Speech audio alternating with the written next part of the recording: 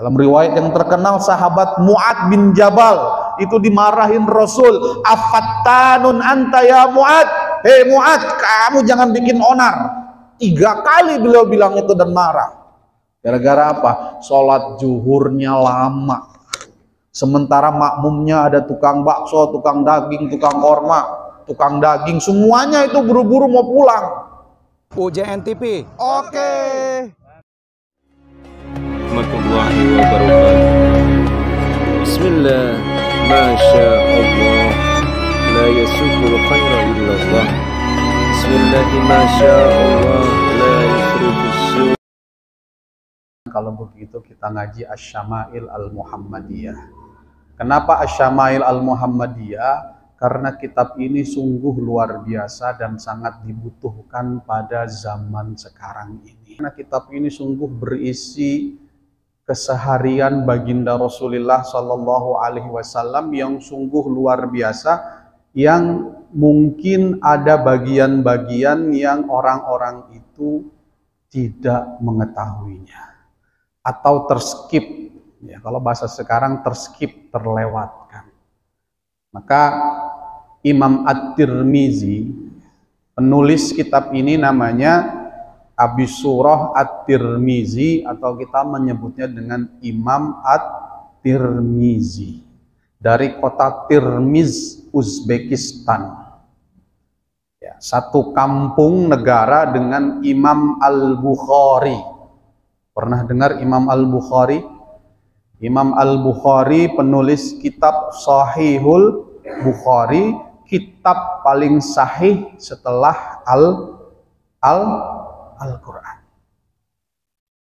Imam At-Tirmidzi ini, karena kita mau kaji Syama'il, maka kita harus cerita siapa penulisnya.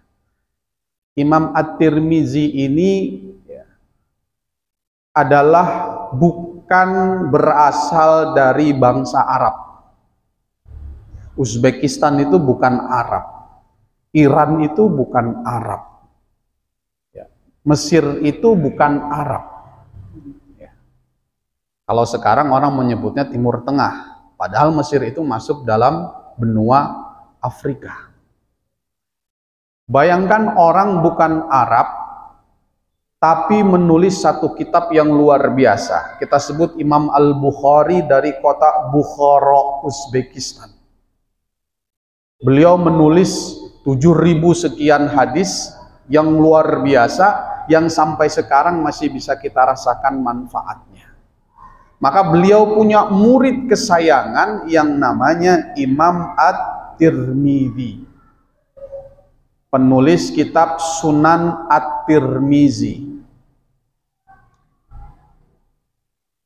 yang dalam banyak riwayat, ya, satu cerita, murid kesayangannya Imam Bukhari ini Imam At-Tirmidzi.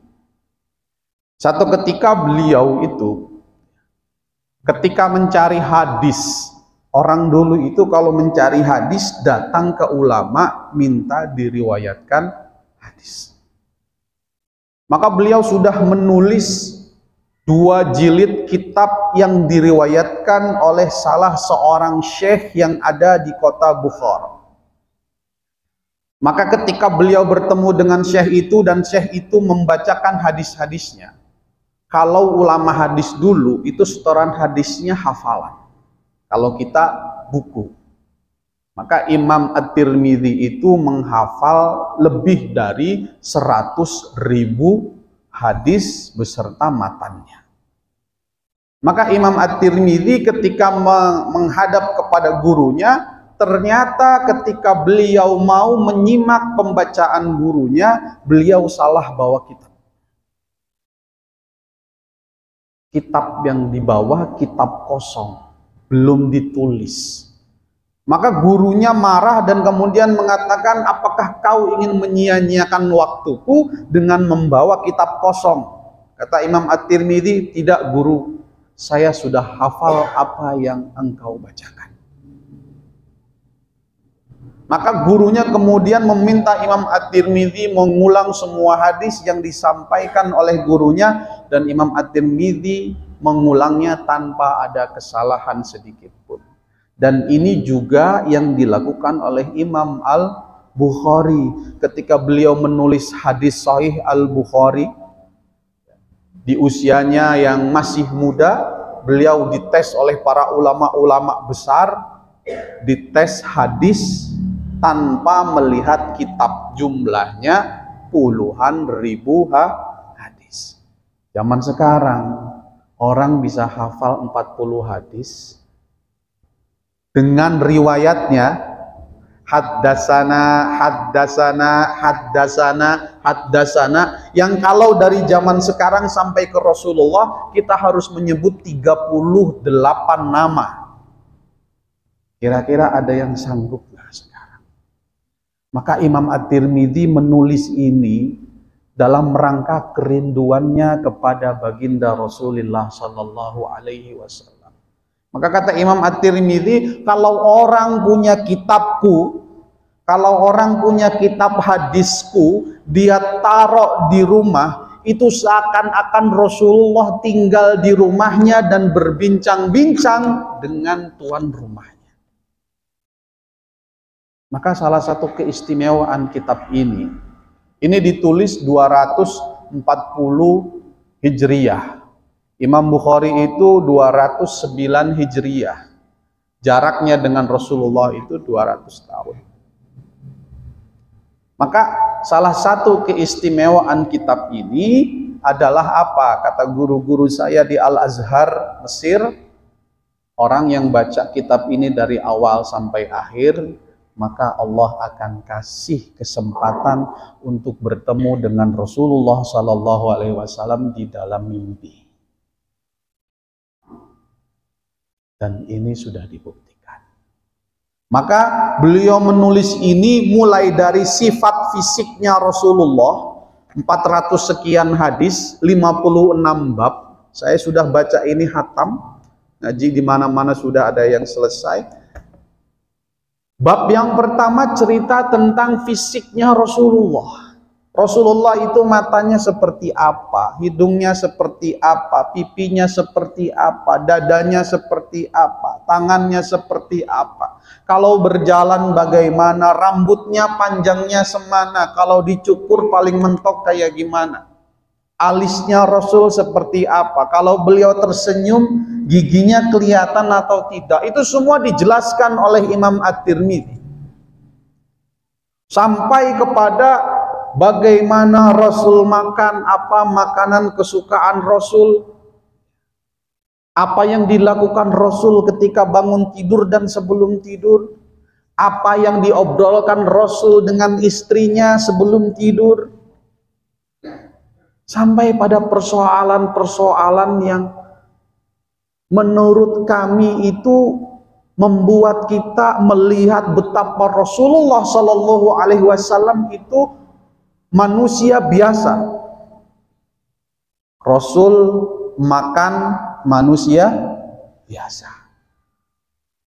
Tapi ketika Rasul makan dan makanan itu tersentuh Rasul dan makanan itu diberikan kepada orang lain dan makanan itu tidak habis sampai dimakan 1000 orang, itu menunjukkan Rasul bukan manusia biasa. Rasul tidur menunjukkan Rasul manusia biasa. Tapi tidurnya Rasul itu tidak membatalkan wudhu seperti tidurnya kita. Kenapa? Karena Rasul itu kalau tidur matanya merem tapi hatinya melek. Salatnya Rasul, ya, saya akan bacakan satu hadis di sini agar ada sedikit gambaran. Sedikit gambaran tentang bagaimana kehidupan Rasul, ibadahnya Rasul, sholat sunnahnya Rasul, ya, bagaimana Rasul menghargai pemberian sahabat-sahabatnya Rasul yang stratanya, yang statusnya berbeda-beda. Ada yang saudagar kaya, ada yang tuan tanah, ada yang jawara, tapi ada juga orang yang nggak punya sama sekali. Bagaimana Rasul memberikan perlakuan yang sama? Maka hadis-hadis di sini akan menceritakan keseharian Rasul mulai dari bangun tidur sampai dari sebelum tidur sampai bangun tidur lagi 24 jam. Yang uniknya dari sekian banyak itu beliau runut 450 hadis lebih, beliau tutup satu bab itu dengan bab yang sangat unik dan menurut urutan itu kurang tepat. Mulai dari bab sifat fisiknya Rasul, kemudian sebelum bab terakhir itu adalah wafatnya Rasul. Bab paling akhir itu adalah bab mimpi Rasulullah Sallallahu Alaihi Wasallam. Maka semuanya ini kalau kita baca selesai akan menambah rasa cinta kita kepada baginda Rasulullah Sallallahu Alaihi Wasallam yang sekarang di zaman ini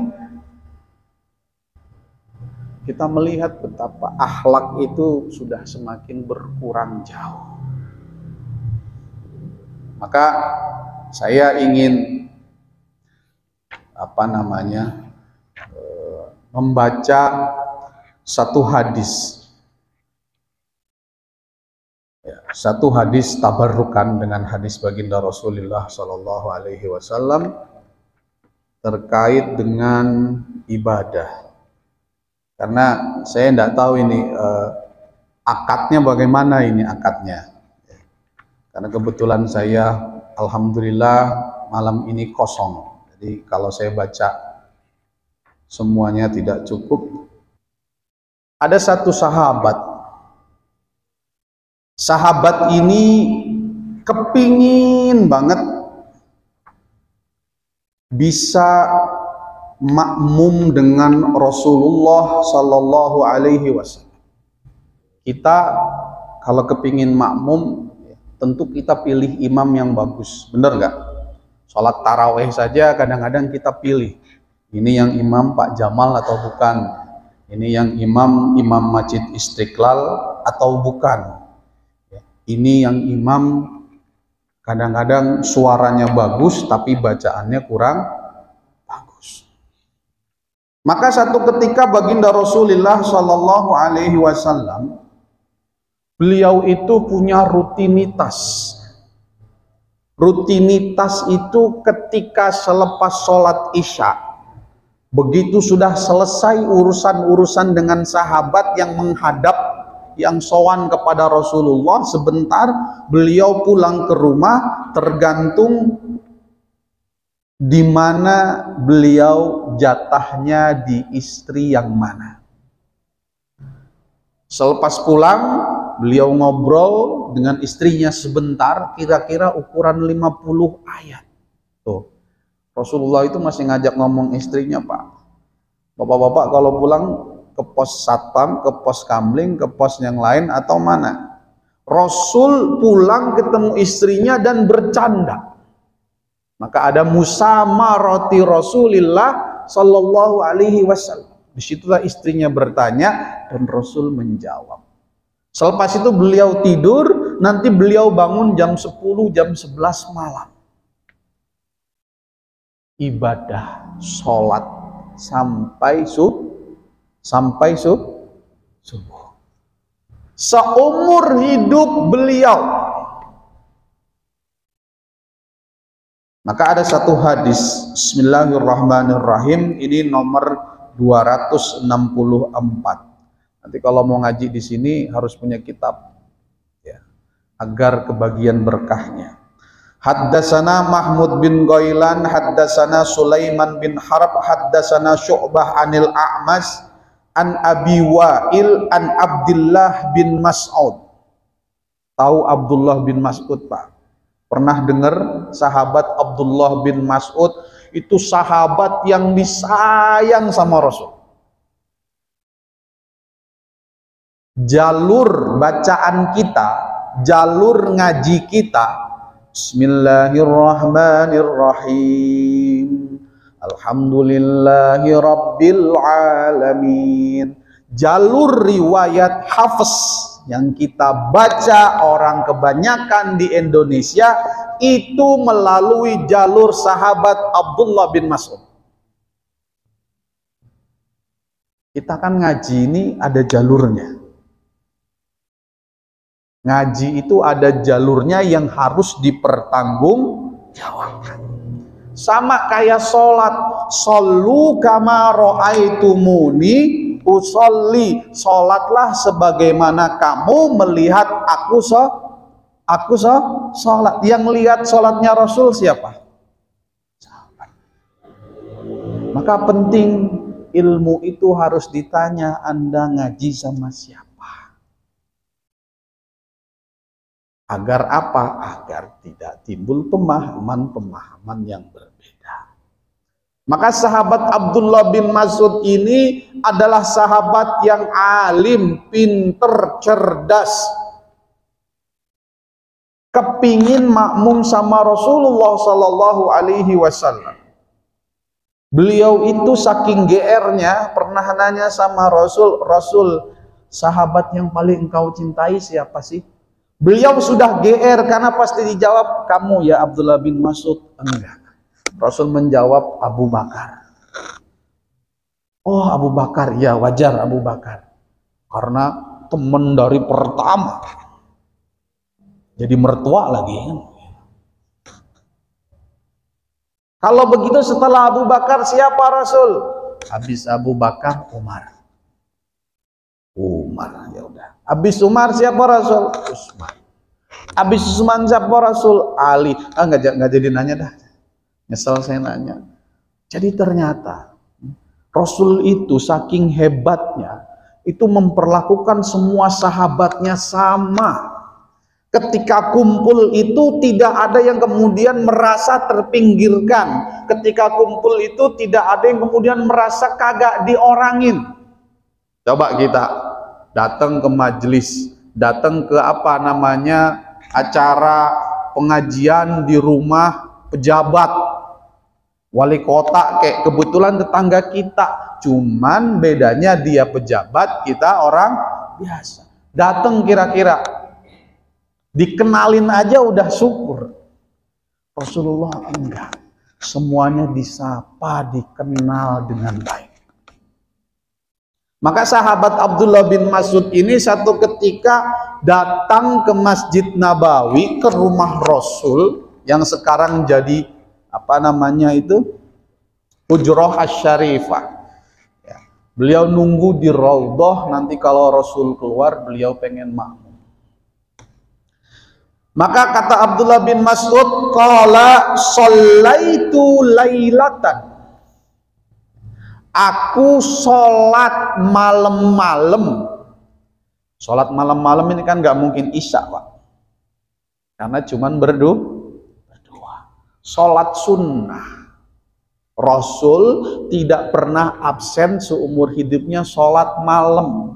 Kalau kita seumur hidup kita banyakkan absennya. Ma'a Rasulillah sallallahu alaihi wasallam, aku ngomong sama Rasul pengen ikut sholat jamaah, sholat malam. Falam yazal qa'iman. Rasul sholat malam.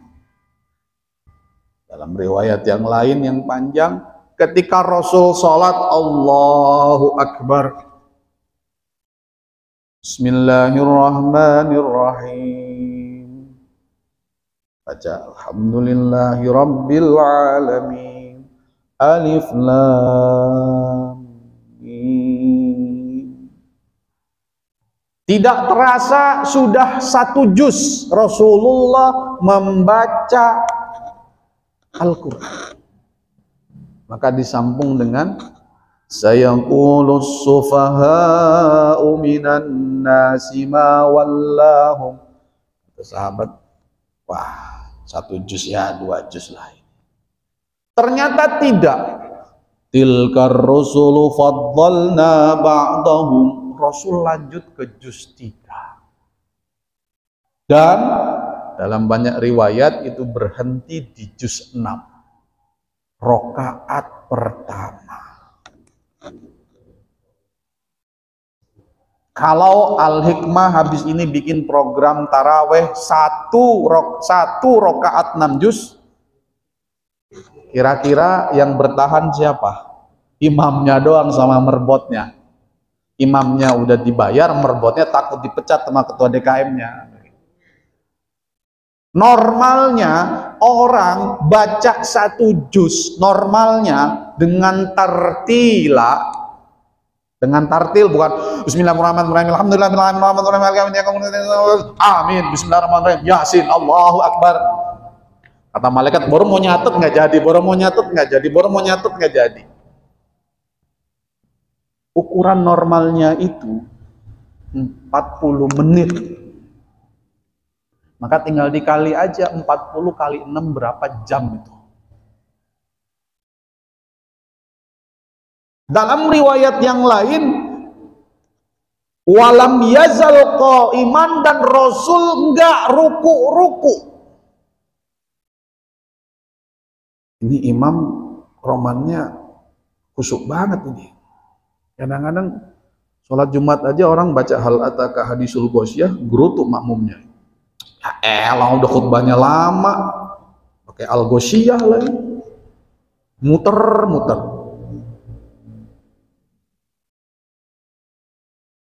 Ruku'uhu kakiyami,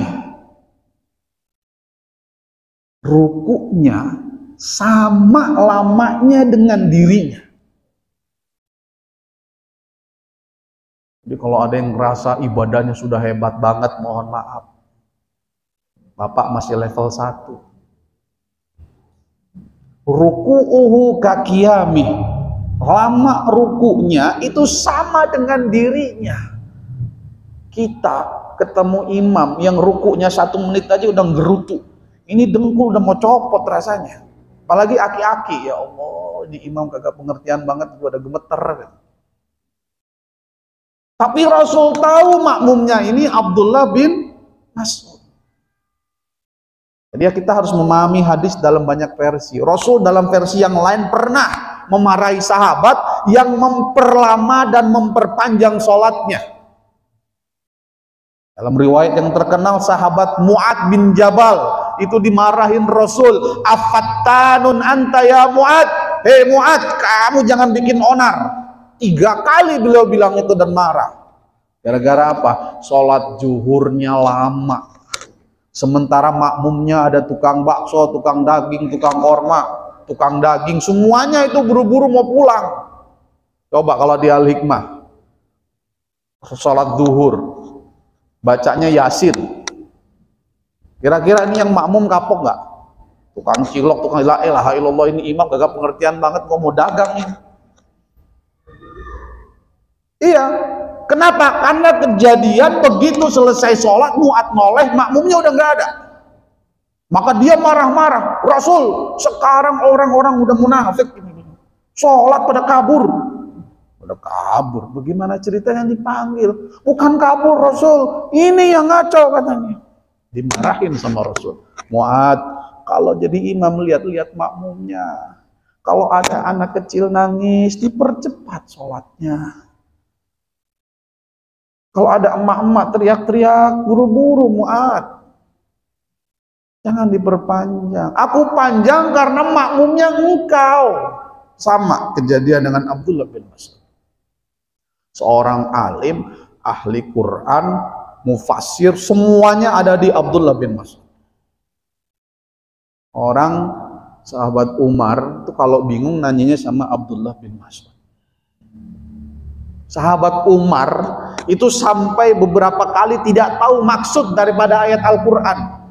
Coba bayangin, sahabat Umar. Sekarang ada orang ya, nggak pernah ketahuan pernah mondok di mana, kuliah di mana, tiba-tiba ngajar di masjid, buka terjemah, ngomong semuanya, segala hal yang dia tahu. Maka ilmu zaman sekarang itu adalah ketika orang berani mengatakan ana la adri, saya tidak tahu. Maka Abdullah bin Mas'ud kemudian diajak sholat di rakaat pertama, hatta hamamtu bi amri su'in. Dia cerita sama sahabat yang lain, semalam gua makmum sama Rasul, gua pengen ngerasain sholat bareng Rasul. Siapa yang nggak pengen? Tapi kata sahabat Abdullah bin Mas'ud, laqad hammamtu bi amrin su'in. Tapi begitu gua sholat, gua punya niat jelek. Hammamtu bi amrin su'in. Gua punya niat jelek. Itu gimana? Niat jelek apa? Kok sholat sama Rasul punya niat jelek? Bagaimana maksudnya? Qila lahu. Kemudian sahabat bertanya, wa ma hammamta bihi. Maksudnya apa? Ente punya niat jelek sama Rasul. Hammamtu an aq'uda wa ada'an Nabi sallallahu alaihi wasallam. Saya punya niat jelek, kagak kuat. Saya pengen apa? Saya kepengen duduk. Wa ada'an Nabi, dan kemudian saya pulang meninggalkan Rasulullah sallallahu alaihi wasallam. Abdullah bin Mas'ud. Saya nggak tahu kalau Jamaluddin misalnya atau siapa di sini yang memiliki kesempatan betapa Rasulullah sallallahu alaihi wasallam ibadahnya itu jauh lebih dari manusia biasa. Maka satu ketika Siti Aisyah pernah bertanya dalam hadis ini juga. Jadi tokohnya yang ada di kitab ini Abdullah bin Mas'ud, Siti Aisyah, Anas bin Malik, Abu Hurairah. Itu orang-orang yang memang berada di sekitar Rasulullah sallallahu alaihi wasallam. Anas bin Malik itu usia 10 tahun sudah dititipkan ibunya untuk jadi pembantunya Rasulullah Shallallahu Alaihi Wasallam. Umur 10 tahun. 13 tahun beliau bersama Rasulullah, dan beliau adalah orang kedua terbanyak yang meriwayatkan hadis. 13 tahun di rumah Rasulullah Shallallahu Alaihi Wasallam, beliau didoakan oleh Rasul orang yang paling banyak duitnya, orang yang paling banyak anaknya, orang yang paling panjang umurnya. Semuanya kejadian. Beliau punya anak 150. Jangan tanya saya berapa istrinya, Pak. Beliau adalah sahabat yang paling terakhir wafat. Jadi yang lain sudah meninggal semua, beliau usianya 100 lebih. Bisa ketemu dengan tabi'in. Anas bin Malik. Dalam riwayat lain, Anas bin Malik itu banyak ceritanya. Mulai dari apa? Sendalnya Rasul. Model sendalnya Rasul. Apalagi? Pedangnya Rasul, apalagi bajunya Rasul, apalagi makannya Rasul. Abdi dalam masa nggak tahu. Tapi hebatnya Rasulullah Shallallahu Alaihi Wasallam 13 tahun punya abdi dalam. Tahu abdi dalam ya? Kalau di keraton tuh abdi dalam ya. Namanya Anas bin Malik. Tapi sedikit pun Rasulullah tidak pernah merintah Anas bin Malik. Bahkan berkata keras tidak pernah, memukul tidak pernah. Maka dalam riwayat-riwayat Anas bin Malik menceritakan bagaimana Rasulullah itu kalau apa-apa dikerjain sendiri. Pernah satu ketika Anas bin Malik diminta tolong Rasulullah untuk mencari sesuatu. Anas bin Malik ini anak umur 10 tahun. Senang-senangnya main. Begitu diminta ke rumah salah satu istrinya Rasul, Anas bin Malik kok belum pulang-pulang. Begitu dilihat, lah dia lagi main sama bocah di depan masjid. Diparahin sama Rasul, dipegang, Nas, Perasaan tadi saya suruh ke sini. Oh iya Rasul. Bagaimana lembutnya Rasulullah Sallallahu Alaihi Wasallam. Tidak pernah mengatakan selama beliau mengabdi kepada baginda Rasulullah Sallallahu Alaihi Wasallam. Kita jangankan pembantu, istri kita hari ini sudah berapa kali kita lo. Rasulullah tidak pernah. Beliau ketika melakukan sesuatu, mencuci baju, menjahit baju, memasak, beliau lakukan itu sendiri.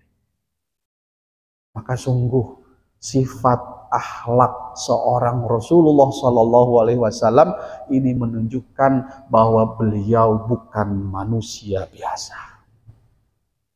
Maka suatu ketika Siti Aisyah, Siti Aisyah ini istri Rasul yang dipilihkan oleh Allah Subhanahu wa Ta'ala. Rasul-rasul itu semua istrinya atas perintah wahyu. Kalau kita atas keinginan nafsu. Kalau Rasul perintah wahyu.